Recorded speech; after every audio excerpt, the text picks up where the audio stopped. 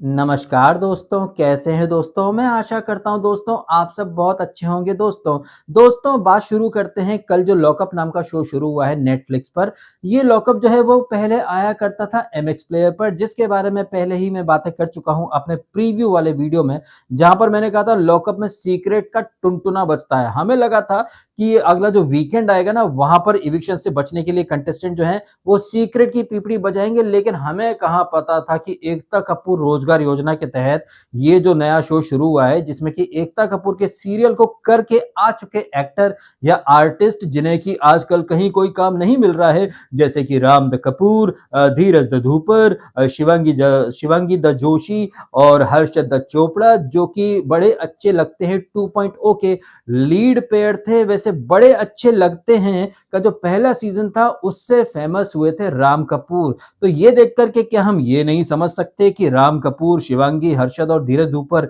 ये by default top 10 या top 4 या टॉप 5 में जा सकते हैं, क्योंकि ये जो शो है ये है एकता कपूर का, और एकता कपूर ने अपने जितने भी जिगर के टुकड़े हैं जो कि एक टाइम पर एकता के सीरियल का फेस हुआ करते थे, उन सबको यहां पर भर्ती करके एकता कपूर रोजगार योजना जो है वो शुरू कर दी है। और उस योजना की सबसे बड़ी लाभार्थी है शिवांगी जोशी, जो कि पहले एपिसोड में तो काफी खामोश दिखी है, काफी बोरिंग टाइप की दिखी है, जिसके बारे में कहा भी जा रहा है कि भैया कम बोलती है, बहुत बोरिंग टाइप की है। बट पता नहीं क्यों मुझे अभी से ऐसा लग रहा है कि ये जो पदार्थ है शिवांगी जोशी नाम का, ये बाय डिफॉल्ट हमें टॉप 2 में दिखने वाली है, ऐसा मुझे लग रहा है। आपको क्या लग रहा है आप भी कमेंट करके अवश्य बताना। और हाँ, अगर आप हमारे चैनल पर पहली बार आए हैं तो भैया लाइक कीजिएगा वीडियो को और सब्सक्राइब भी कीजिएगा। अब डायरेक्ट आ जाते हैं मेन मुद्दे के ऊपर। तो मेन मुद्दा क्या है? और मुद्दे की बात यह है कि रियलिटी शो के नाम पर जो स्क्रिप्टेड ड्रामा आपको सदियों से बेचा जा रहा है, चिपकाया जा रहा है, उसे हम भी एक जमाने से एक्सपोज करते चले आए हैं। लेकिन इसके बावजूद कुछ लोग जो हैं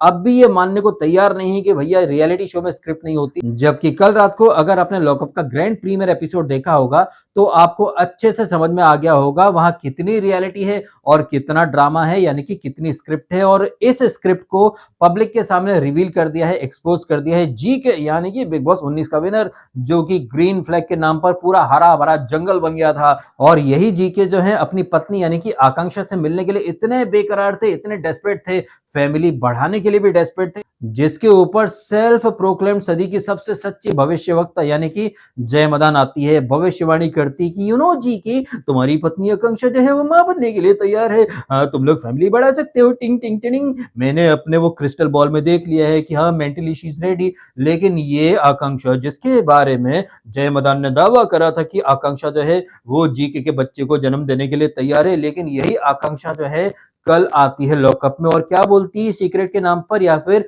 शो को हाइप दिलाने के नाम पर, एक जबरदस्त ओपनिंग दिलाने के नाम पर एक सनसनीखेज खुलासा करती है आकांक्षा की एक साल से मैं और जी के तो अलग अलग रह रही हैं, हमारे बीच में कोई कंपेटिबिलिटी नहीं है, हम तो डिवोर्स लेने वाले हैं। ओ बाप रे बाप! अगर आपको याद हो ना तो ऐसा ही डिवोर्स वाला ड्रामा बिग बॉस 14 में चुबीना ने भी खेला था कि हमारे रिश्ते अच्छे नहीं है, एक टाइम पर हम लोग तो डिवोर्स लेने वाले थे। लेकिन क्या डी से डिवोर्स हुआ इन लोगों का? जी नहीं, बिल्कुल नहीं हुआ। लेकिन हाँ, डी से ड्रामा भरपूर खेला इन लोगों ने, और यही डी से डिवोर्स वाला जो ड्रामा है ये खेल लिया है आकांक्षा ने। वो आकांक्षा जो कि जब बिग बॉस 19 में मिलने आई थी जीके से, तो जीके को अनफ्रीज कर दो ना बिग बॉस में, उसको एजेंट वाली पप्पी देना चाहूंगी, कुट कुट कुट, जीके ये जीके वो। अब मजेदार बात देखिए मित्रों की ये आकांक्षा जो कि कल लॉकअप में रिवील करती है कि हम तो एक साल से साथ में रह नहीं रहे हैं, लेकिन जब बिग बॉस में आई थी तब कैसे चिपकम चिपकी चल रही थी, और बिग बॉस खत्म होने के बाद जितनी भी पार्टीज थी, हर पार्टी में, हर इवेंट में ये जो आकांक्षा है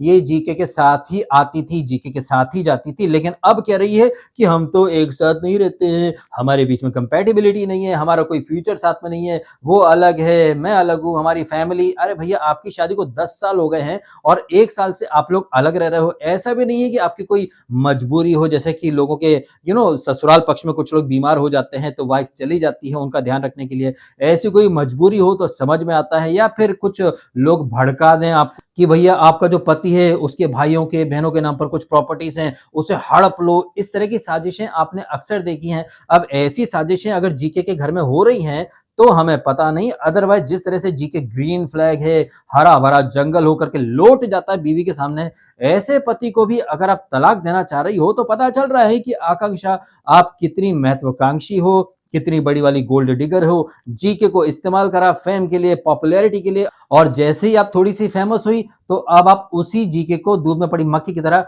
उठा कर के बाहर फेंकना चाहती हो। ये बिल्कुल वैसा ही सीन है जैसा कि हमने थोड़ा टाइम पहले सुना था ना, यूपी में कोई था यार गरीब आदमी जिसने पढ़ा-लिखा करके अपनी बीवी को डीएम, एसडीएम बनाया, फिर उसी औरत ने अपने पति के पिछवाड़े पर लात मार दी। वैसे वो औरत कहें या जीके की वाइफ, ये अकेली नहीं है, ऐसी ही कैटेगरी में आती है सुनीता आहूजा, यानी कि चीची भैया, यानी कि हीरो नंबर 1 गोविंदा की वाइफ, जो कि सेल्फ मेड बिल्कुल भी नहीं है। लेकिन कल रात को पूरी दुनिया के सामने फराह खान और रितेश देशमुख कितनी भर-भर के ओवर एक्टिंग कर रहे थे और इनका दोगलापन दिखा रहे थे। इस दोगलेपन में रितेश देशमुख ने और फराह खान ने खुद ही खुद को एक्सपोज कर दिया, क्योंकि एक तरफ तो ये रितेश और फराह खान, खासतौर पर फराह आरोप लगाती है श्रेयस अय्यर की फेफड़े होंठ वाली बहन यानी कि वो श्रेष्ठा के ऊपर, कि देखो श्रेष्ठा, तुम भले ही खुद को कंटेंट क्रिएटर बोलो या एक इन्फ्लुएंसर बोलो या कोरियोग्राफर बोलो, लेकिन तुम्हारी खुद की कोई वो नहीं है, पहचान नहीं है, कोई आइडेंटिटी नहीं है। तुम प्रिविलेज्ड लड़की हो जो कि अपने भाई के नाम से आगे आई है, हवा में उछल रही है।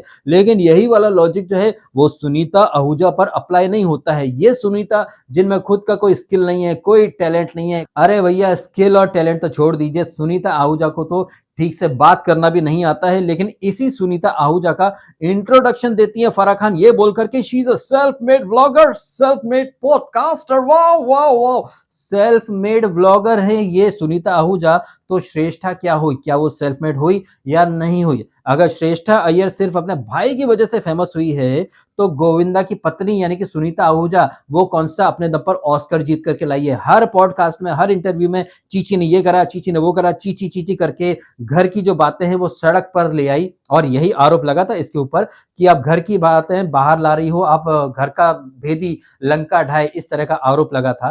तो वहां पर सुनीता के अपने जस्टिफिकेशन। मेन मुद्दे की बात यह है कि कैसे फराह खान और रितेश देशमुख किसी और के लिए रूल अलग, जैसे कि श्रेयस अय्यर की बहन, तू तो भैया अपने भाई की वजह से फेमस हुई है, लेकिन वही लोग यानी कि रितेश और फराह सुनीता का महिमा मंडन करते हैं कि यार सेल्फ मेड ब्लॉगर है, सेल्फ मेड ब्लॉगर है, सेल्फ मेड ब्लॉगर है, ब्लॉगर है, पॉडकास्टर है। जबकि हर एक इंटरव्यू में सिर्फ अपने पति, जिस पति की बदौलत आप इतनी फेमस हुई है, उसी की धज्जियां उड़ा रही हो। तो चाहे वो आकांक्षा हो यानी कि जीके की पत्नी, वो अपने पति की धज्जियां उड़ा रही है और धज्जियां उड़ा करके वायरल हो रही है, फेमस हो रही है।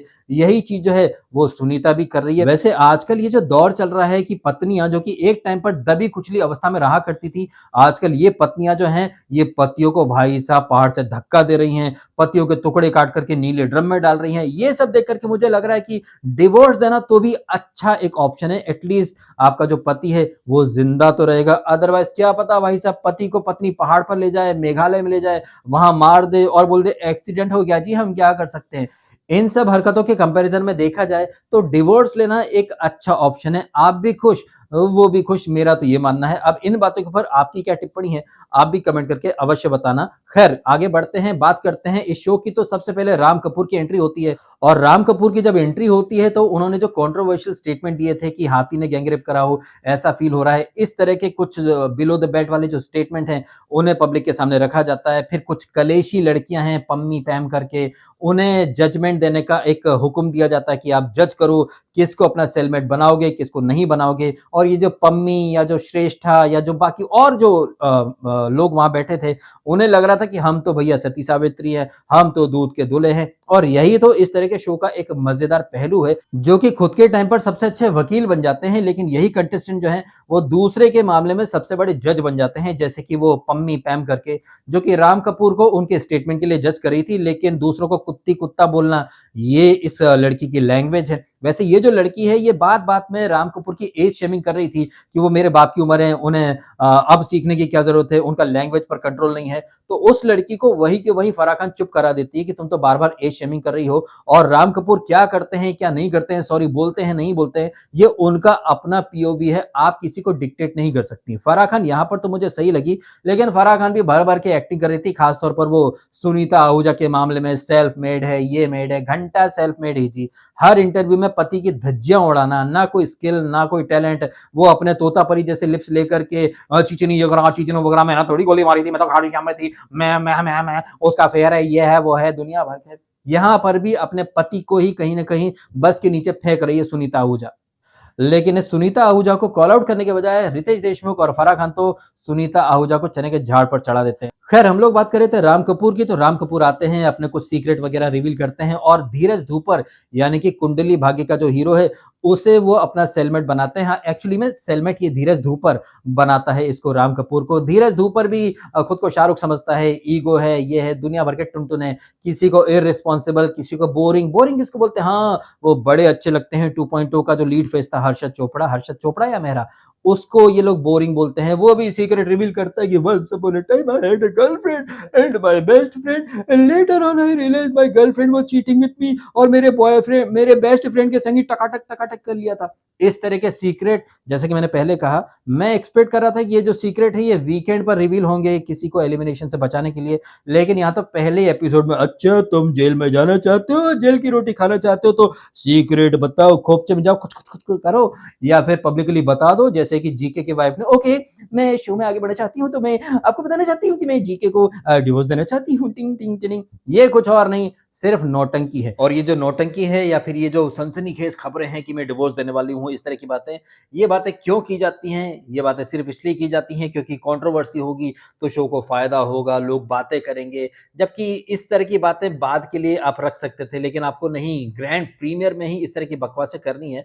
तो ये कुछ और नहीं, स्क्रिप्टेड ड्रामा है और भर भर के दोगलापन है। जैसे कि राम कपूर का जो स्टेटमेंट था वो गैंगरेप वाला, उसके ऊपर तो सब जो है मोरालिटी के मसीहा बन रहे हैं, लेकिन ऐसा ही स्टेटमेंट सलमान खान ने भी दिया था जब सुल्तान की शूटिंग करता था, ऐसा लगता था कि मेरा रेप हो गया हो। तब तो किसी ने नहीं बोला कि भाई सेंसिटिव स्टेटमेंट है, वो शिवांगी या फिर जो पम्मी है, इस तरह की भाषा, इस तरह के स्टेटमेंट नहीं देने चाहिए। सलमान खान का गिरेबा पकड़ो जाकर, नहीं, वहां तो कोई कुछ नहीं बोलेगा। और वो सलमान का दाया टट्टा यानी कि ये रितेश देशमुख, जिसने खुद ग्रैंड मस्ती जैसी फिल्में करी हैं, तो बीइंग अ पब्लिक फिगर आप लोग खुद क्या कर रहे हो? अपनी गिरेबा में कोई नहीं देख रहा, लेकिन यही रितेश देशमुख, वो पम्मी जैसी जो लुक्की है, ये मोरालिटी के मसीहा बन रहे हैं भाई साहब। तो ये कुछ और नहीं है, दोगलापन है। और दोगलापन से मुझे याद आया, दोगलापन मिटाने के एक्सपर्ट यानी कि अश्नीर, उनकी बीवी भी आ रही है नेपोप्रेन्योर बन करके, उनका नाम मैं भूल रहा हूँ, उन्होंने भी बहुत सारे ज्ञान दिए। उसके अलावा कोई एक मिट्ठा है सूफी, क्या ड्रेस डिजाइनर या कमेंटेटर, ये कुछ हैं।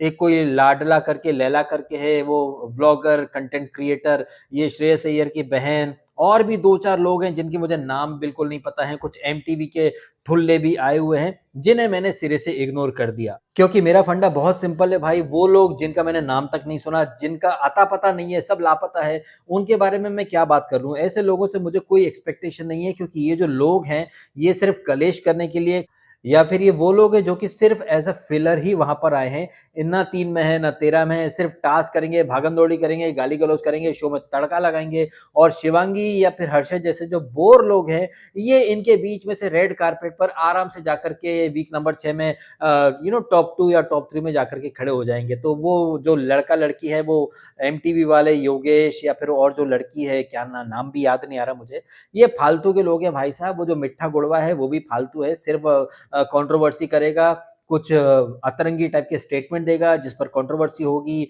जिस पर बातें होंगी। अब देखते हैं ये बातें आगे कैसे बढ़ती हैं, कैसे नहीं बढ़ती हैं। वैसे लॉकअप के साथ एक और शो आ रहा है, आई थिंक उस पर अमेज़न पर आ रहा है, अलायंस करके। उसमें वो द 50 वाला वो वंशज जिसने वहाँ प्रिंस और करण पटेल को बुड्ढा बोल दिया था, यहाँ पर वही वाला वो कार्ड खेल रहा है, वो कुशल पंजाबी के साथ, कुशल टंडन के साथ। कुशल टंडन को कर्मा मिला है जिसने कि बिग बॉस का कौन सा सीजन था, गूहर वाला, जिसमें अरमान कोहली को उसने बुड्ढा बोला था, खुद बड़ा यंग था। अब आप देखिए कर्मा का साइकिल, यही कुशल टंडन जो है, ऐसे ये वंशज बुड्ढा बोल रहा है। अब भाई साहब क्या ही बोला जाए। तो वो जो शो है अलायंस करके, उसमें थोड़ा-सा इंटरेस्ट मुझे पैदा हुआ था, लेकिन मैं समझ गया कि वही द 50 वाला गेम खेल रहा है वंशज, बड़ों को बुड्ढा बोलना, इस तरह की बातें करना, फिर बाहर आकर के बड़ी-बड़ी बातें करना, फिर अंदर जाकर के सॉरी बोलना। तो उस शो में मुझे कोई ख़ास इंटरेस्ट जो है, वो प्रोमो देखा मैंने, कुछ क्लिप्स देखे, ख़ास इंटरेस्ट जो है वो मेरे मन में उस शो के प्रति पैदा नहीं हुआ है। और ये जो शो है लॉकअप, इसमें मेरा इंटरेस्ट सिर्फ़ इसलिए है क्योंकि इसका पहले का सीज़न हम देख चुके हैं, तो मुझे पता है कि इस सीज़न में या इस शो में क्या हो सकता है, क्या नहीं हो सकता है। अब आज रात से इस शो की जो टास्क हैं, वो शुरू हो जाएँगी, कंटेस्टेंट जो हैं, वो और खुलना शुरू हो जाएँगे। देखना इंटरेस्टिंग होगा, कौन कितनी अच्छी ओवर एक्टिंग कर सकता है और कौन कंटेस्टेंट जो है, उसे जो रोल दिया गया है, वो रोल को स्क्रिप्ट के अकॉर्डिंग कैसे इम्प्लीमेंट करता है, एग्ज़ीक्यूट करता है। और ये जो कंटेस्टेंट है, चाहे वो पम्मी हो या श्रेयस अय्यर की बहन, ये लाइव लाइमलाइट पाने के लिए या फिर फुटेज पाने के लिए कितनी फेक कहानियां गढ़ते हैं, कितनी फेक फाइट करते हैं, ये सारी चीजें देखना शुरू करेंगे हम लोग आज रात से। अब इन सारी ही बातों के बारे में आपकी जो भी है प्रतिक्रिया कमेंट के माध्यम से व्यक्त अवश्य कीजिएगा। फिलहाल आपने समय निकाला, वीडियो देखा, आपका बहुत बहुत धन्यवाद। Thank you so much.